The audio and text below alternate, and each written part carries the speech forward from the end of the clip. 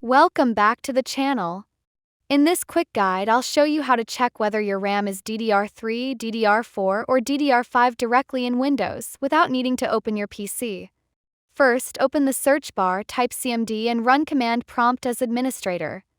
Once it's open, type the following command: mix space, memory chip space, get space, memory div. Hit enter. This command will show you a number that tells you your RAM type. If it shows 20, that means DDR. 21 means DDR2. 24 means DDR3. 26 means DDR4. 30 means DDR5. If you're using DDR5, some systems might not display it properly here, but you can usually check it with third-party tools or in your BIOS. Now, if you also want to see the speed of your RAM sticks, just type mix space, memory chip space, get space, feed space. Press enter and you'll see the speed value listed in megahertz. And that's it. Super quick and simple.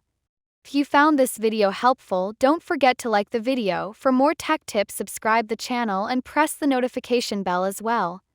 Thanks for watching.